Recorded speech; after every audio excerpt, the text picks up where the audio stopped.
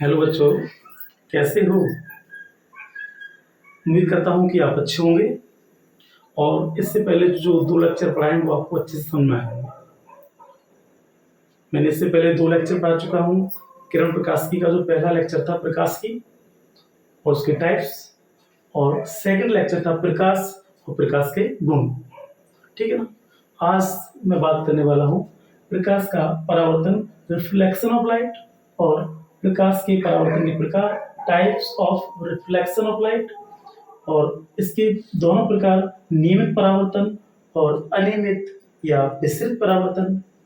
और इसके पश्चात बात करूंगा विसरित या अनियमित परावर्तन, इसे हम कहते हैं इंग्लिश में इर्रेगुलर रिफ्लेक्शन। इसके बाद बात करूंगा प्रकाश के परावर्तन के नियम की, law of reflection of light. तो इतना सारा कंटेंट आज हम लोगों को समझना है। ठीक है, तो शुरू करते हैं। ठीक, तो बात करते हैं प्रकाश के परावर्तन की। प्रकाश का परावर्तन, रिफ्लेक्शन ऑफ लाइट। वही क्या होता है रिफ्लेक्शन ऑफ लाइट? क्योंकि आप लोगों ने तो इसे 10th क्लास में भी पढ़ा होगा, और ये 10th और 12th दोनों क्लासों के लिए मान लो लाभदायक है।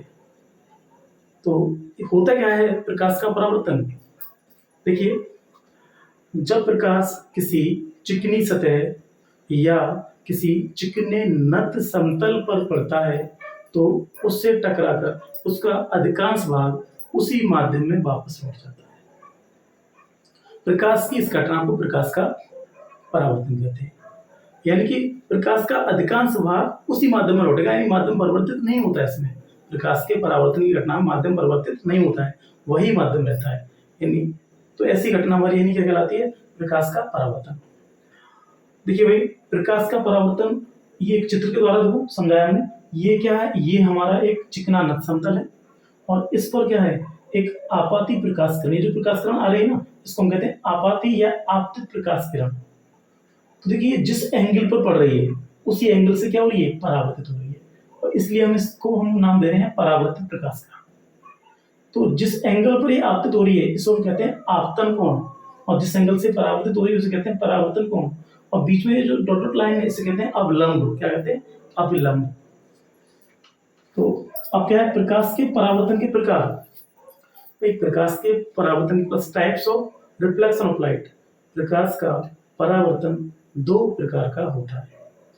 पहला नियमित परावर्तन और दूसरा अनियमित या विसरित परावर्तन। ठीक है भाई, तो बात करते हैं नंबर 1 की, नियमित परावर्तन। इसको हम कहते हैं इंग्लिश में रेगुलर रिफ्लेक्शन। क्या कहते हैं? Regular reflection. क्या होता है रेगुलर रिफ्लेक्शन? भाई, नियमित का मतलब ये है कि जितनी भी प्रकाश किरणें परावर्तित होंगी वो एक ही दिशा में जाएंगी, एक ही दिशा में परावर्तित होंगी, यानी उसकी दिशा नहीं बदलेगी। जैसे कि अगर हम किसी चिकने पृष्ठ पर या किसी चिकने समतल दर्पण पर अगर हम प्रकाश किरणें आपतित कराते हैं तो वो परावर्तित होने के बाद एक निश्चित दिशा में ही जाती है। तो ऐसा परावर्तन हमारा नियमित परावर्तन कहलाता है। देखते हैं, देखो, किसी यहाँ से जब प्रकाश किरणें किसी समतल चिकने पृष्ठ जैसे समतल दर्पण पर आपतित होता है तो प्रकाश की प्रत्येक किरण एक निश्चित दिशा में परावर्तित होती है। इसे नियमित परावर्तन कहते हैं। देखो, जैसे कि ये है हमारा कोई चिकना पृष्ठ, ये एक प्रकाश किरण आई, देखो ये इस दिशा में गई, ये दूसरी है ये भी देखो इसी दिशा में गई, ये तीसरी है ये भी इसी दिशा में गई, और ये चौथी है ये भी इसी दिशा में, ये पांचवी ये भी इसी। मतलब सारी की सारी प्रकाश किरणें एक ही दिशा में परावर्तित हो रही हैं। तो हम इसको नाम क्या देंगे? नियमित परावर्तन। ऐसा परावर्तन हमारा कहलाता है नियमित परावर्तन। Is that clear? देखते हैं नेक्स्ट क्या है? विसरित या अनियमित परावर्तन। वही इसको हम क्या कहते हैं इंग्लिश में? Irregular reflection. इर्रेगुलर रिफ्लेक्शन, अनियमित परावर्तन या विसरित परावर्तन। एक बात जान लीजिए, हमारे दैनिक जीवन में सबसे ज्यादा अगर कोई परावर्तन होता है तो वो अनियमित परावर्तन होता है। कैसे? क्योंकि हमारे दैनिक जीवन में धूल के कण हैं, धुएं के कण हैं, वायु कण हैं, ये किसी चिकनी सतह से पर टकराते हैं तो क्या होता है? उनका रिफ्लेक्शन होता है। और वो क्या होता है, भिन्न भिन्न दिशाओं में जाते हैं। भिन्न भिन्न दिशाओं में जाने का मतलब ये है कि वो एक निश्चित दिशा में नहीं जाते। तो ऐसा परावर्तन यानी क्या होता है, अनियमित या विसरित, मतलब जस्ट अपोजिट उसका। नियमित का जस्ट अपोजिट कह सकते हैं कि जब प्रकाश किरणें किसी खुरदरे पृष्ठ पर आपतित होती हैं तो उससे परावर्तित हो, तो उससे टकराकर भिन्न भिन्न दिशाओं में परावर्तित होती है। ऐसा परावर्तन अनियमित या विसरित परावर्तन कहलाता है। ठीक है, बहुत ही सिंपल सी डेफिनेशन है। तो देखिए क्या है, जब प्रकाश किरणें किसी खुरदरे सतह पर आपतित होती हैं तो ये किरणें भिन्न भिन्न दिशाओं में परावर्तित होती है। इसे विसरित या अनियमित परावर्तन कहते हैं। सिंपल सी बात है। अब देखिए ये क्या है, ये हमारा है विसरित परावर्तन। ये है खुरदरा पृष्ठ, देख रहे हैं ना, खुरदरा पृष्ठ। तो ये भी प्रकाश कहाँ आ रही है, ये आपतित हो रही है। जैसे ही पृष्ठ से टकराई, ये क्या हुआ, इसका परावर्तन हो गया, लेकिन कौन सी दिशा में, ये वाली दिशा। और दूसरी प्रकाश किरण देखो ये जैसे ही पृष्ठ से टकराई तो क्या हुआ, इसका देखो इधर हो गया, देखो जबकि इधर होना चाहिए, तो इधर हो गया, यानी अलग डायरेक्शन हो गई। और तीसरी आई तो इसका इधर हो गया, मतलब इसकी ये क्या हुआ, इसका भी यानी क्या हुआ, डिफरेंट डायरेक्शन में क्या हुआ, रिफ्लेक्शन हुआ। यानी तीनों प्रकाश किरणों का भिन्न भिन्न दिशा में क्या हुआ, परावर्तन हुआ। तो ऐसा परावर्तन यानी हमारा क्या कहलाता है, विसरित परावर्तन। क्या कहलाता है, विसरित परावर्तन। अब देखेंगे भाई, परावर्तन से संबंधित दो बिंदु हैं जो हमने नोट में लिख दिए हैं। वो आपके एकेडमिक लेवल में तो आते ही हैं, कॉम्पिटिटिव एग्जाम में भी ऐसे क्वेश्चन बन जाते हैं। देखते हैं भाई। तो पहला पॉइंट है हमारा कि प्रकाश की परावर्तन की घटना में वेग, आवृत्ति तथा तरंग दर तो नियत रहती है, लेकिन तीव्रता बदल जाती है। भाई ये तो चीजें आप जानते हैं कि जब माध्यम परिवर्तित नहीं होता तो ना तो वेग बदलेगा, ना आवृत्ति बदलेगी, और ना ही तरंग दैर्ध्य बदलेगी। सिर्फ बदलेगी तो क्या, तीव्रता। तीव्रता भाई क्यों बदलती है, क्योंकि जिस तीव्रता से किसी पृष्ठ पर प्रकाश किरण पड़ती है ना, तो उस जब वो रिफ्लेक्ट होती है तो उसकी तीव्रता यानी घट जाती है। यानी रिफ्लेक्ट होने के बाद उसमें उतना तीव्र बल नहीं होता, इसलिए उसकी तीव्रता क्या होती है, घट जाती है। तो पहला पॉइंट क्लियर हो गया। अब सेकंड पॉइंट क्या है, सेकंड पॉइंट ये है, कोई चिकनी सतह हमने ले ली, उस चिकनी सतह पर हमने अविलंबवत कोई टॉर्च का प्रकाश डाल दिया या और कोई प्रकाश डाल दिया, अविलंबवत 90 डिग्री। और जब 90 डिग्री हम प्रकाश डालेंगे तो क्या होगा, वो यानी 90 डिग्री पर ही तो लौटेगा, क्योंकि परावर्तन की घटना ही ये कहती है कि जिस एंगल पे अब मान लो आपतित होगी उसी एंगल से क्या होगी, रिफ्लेक्ट होगी।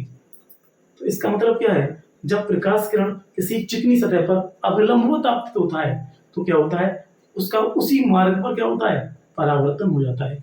तो देखिए ये लिखा हुआ है, यदि किसी चिकनी सतह पर प्रकाश किरण अविलंबवत आपतित होती है तो वह अपने ही मार्ग पर वापस लौट जाती है। देखो हमने एक चित्र के द्वारा बताया, ये चिकनी सतह है, ये ऐसे डाल रहे हैं, ये तो आपतित की और तो इस पे इसी मार्ग पर लौट गई ऊपर की ओर। तो ये आपका यानी क्या हुआ, ये हमारा यानी परावर्तन तो हुआ है, लेकिन हमको ऐसा फील होता है परावर्तन नहीं हुआ है। ठीक है ना। अब देखिए अगला पॉइंट है प्रकाश के परावर्तन के नियम, law of reflection of light. भाई क्या होते हैं प्रकाश के परावर्तन के नियम। प्रकाश के परावर्तन के दो नियम होते हैं। पहला नियम कौन सा है, पहला नियम होता है आपतित प्रकाश किरण, परावर्तित प्रकाश किरण तथा आपतन बिंदु पर अविलंब तीनों एक ही तल में होते हैं। देखते हैं, आपतित प्रकाश किरण, परावर्तित प्रकाश किरण और आपतन बिंदु पर अविलंब तीनों क्या है, एक ही तल में है। क्या एक ही तल में है। तो पहला नियम ये हो गया। और सेकंड नियम देखो मैंने बताया था कि जिस कोण पर कोई प्रकाश किरण आ रही है उसी कोण से क्या हो रही है, परावर्तित हो रही है। इसलिए हम कह सकते हैं कि आपतित प्रकाश किरण और परावर्तित प्रकाश किरण सदैव आपस में क्या होती है, या सॉरी आपतित प्रकाश कोण किरण जो कोण बनाती है, इससे हम कह सकते हैं आपतन कोण तथा परावर्तन कोण सदैव आपस में क्या होते हैं, बराबर। यानी सिंपली कह सकते हो ये जो आई है वो क्या होता है, आर के बराबर होता है। हमेशा ही होता है। परावर्तन की घटना तभी पॉसिबल होती है जब कोण आई और कोण आर क्या हो, बराबर हो। देखो इसके हमने लिख दिया है, प्रकाश के परावर्तन के निम्न दो नियम है। नंबर 1, आपतित प्रकाश किरण, परावर्तित प्रकाश किरण तथा आपतन बिंदु पर अविलंब तीनों एक ही तल में होते हैं। नंबर 2, आपतन कोण आई तथा परावर्तन कोण आर सदैव आपस में बराबर होते हैं। कह सकते हैं आपतन कोण बराबर परावर्तन कोण, कोण आई बराबर कोण आर। तो बच्चों आपके समझ में आया होगा।